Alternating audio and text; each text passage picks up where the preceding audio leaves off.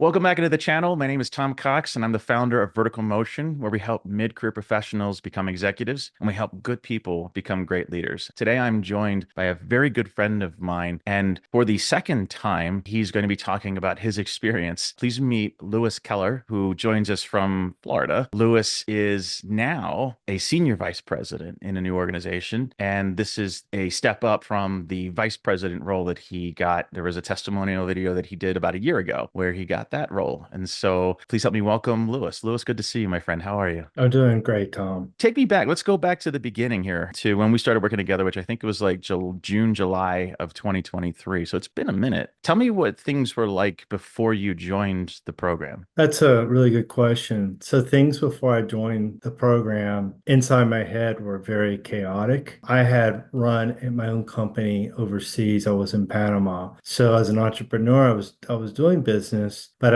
I was perplexed when I moved back to the United States and I took on a role here with a company and didn't understand corporate United States, the politics, and was just confused. So I'd been laid off. I had done really well with my job. I doubled my target and then got laid off, which was also very perplexing to me. So I was in a moment of distress and disarray and chaos in my mind. After speaking to my wife, went on LinkedIn and I realized I needed to get a coach. And I typed in some keywords around satellite communication coach and you popped up. And I looked at some of your videos and I realized that you were the type of coach and the type of person that I needed because you had the similar morals and values that I had. Yeah, we've definitely connected at a pretty deep level in all of our conversations that we've had throughout the last year and a half or so. Tell me what was in that first phase, the biggest transformation that you made from having that kind of chaotic mind and not really understanding things. What was the biggest transformation from that? So I think the first transformation, the most important transformation was working on my energy. Because of the chaos and disarray in my head, I reflected in my conversation with folks around me. And I didn't have a professional presence. I had a very unprofessional presence. And people mistaken that as that I was not a professional. So I had to really work on my energy. And that's maybe a random thought, but working on my energy meant understanding myself, my ikigai, kind of figuring out what my passion was, kind of also understanding corporate United States and learning and going through the modules, which I think I went through them quite quickly. I was very dedicated to go through those modules because I wanted to get to the truth as fast as I could and understand what was really going on. So I just tore through them. But really, the modules helped me to understand so many things, and we could spend more time. Anybody would be interested in listening to it all. But going back to the question, I think it was really focusing in on calming my energy down and working on my executive presence, being more strategic, many, many other things in there, though. And yeah, your executive presence went through the roof. It was a wild transformation from my perspective, like night and day. Like the chaotic conversation that we had in our discovery call, followed by 30 days later, having speed run the program. Now you're getting multiple interviews and you're getting multiple offers from them at the VP level. And then you were in that VP level role for a year. And then during that time, you joined the Mastermind. And so the Mastermind is something that I don't really market or promote too much, but when someone achieves the level of vice president, they want to move higher in their career, we have a program for people to,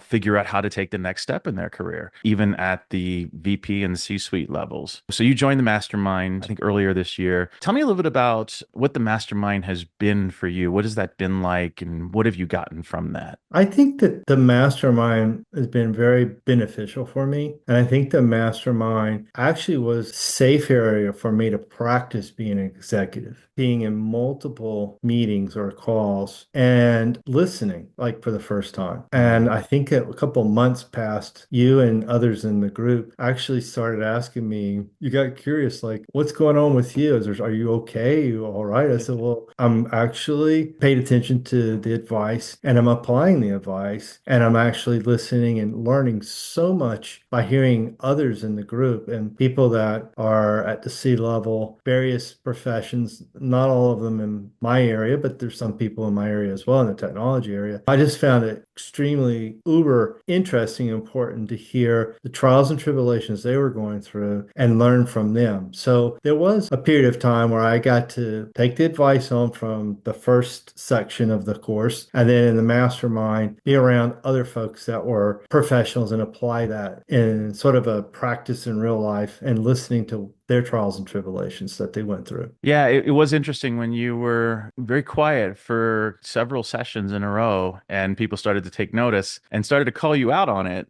That's kind of the nature of that group. It's a very tight-knit community and we all care about each other very much. And I actually enjoyed that it wasn't just me who was making sure that you did get airtime, which is such a reverse from where you were in the Mm. past. You've learned how to, like you said, kind of active listening and listen to learn and things like that so well that we almost lost your voice in it. Okay, so the mastermind was helpful to you. Tell me a little bit about this new role. How did this role come to you? And tell me a little bit about the work that you'll be doing, the level you're at, and things like that. Well, I think that question is related back to Mastermind because by attending the Mastermind, there were some things about my other role that were unattractive to me, and I realized that I needed to continue to grow. So my growth really was not finished. And your growth never finishes, to be honest. But, I needed to grow more. I needed to find out what I was really interested in, what roles and what companies. So I did a much better job of discerning and disseminating the kind of companies I wanted to work with because I started actively reaching out to recruiters,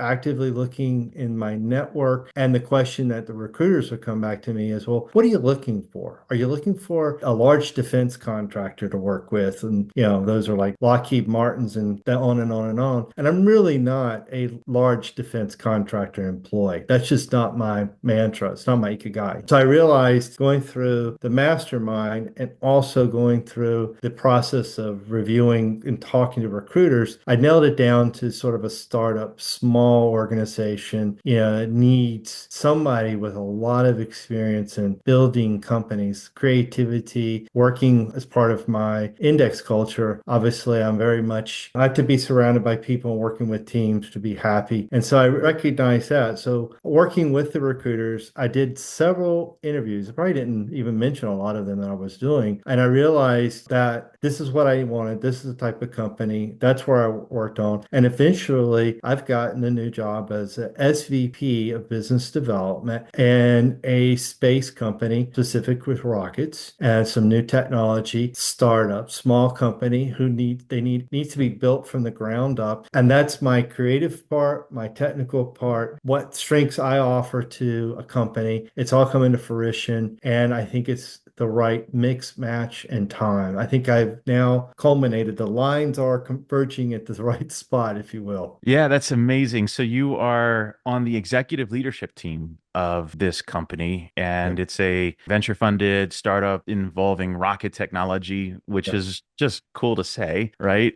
I've been in the satellite industry for 25 years myself, and it's still cool to talk about rockets. That's amazing. So you went from, let's say, June of 2023, from being a laid off director Mhm. to vice president to now senior vice president on the executive leadership team of a venture backed rocket company. That is an amazing story, Lewis. Yeah, it is amazing. It is amazing. I must say that when I was working on the negotiation of my contract, maybe didn't do as good a job on the VP role. Had the actual same recruiter help me the second time around, and I actually started mentoring him. So I'm a BD, I'm a person people guy, and I was actually saying, hey, let's go for another job. But this time, I want you to not be offended, but I want you to actually go to bat for me on negotiating. So obviously in your first part of your course before Mastermind, it's really how to negotiate your contract, all of the things, the salary, bonuses. I worked in some KPIs because I don't know what's there and what's not there as far as product. And that's something you and I have spoken about. Sometimes some of these space companies struggle to have product ready that for us to sell. So I negotiated KPIs the first year and a commission and ownership, stock and all that. So that was very helpful. I was very relaxed in doing it. It was very natural for me to go through that type of negotiation. And the final result is, well, got it. So my best somewhere, my contract. So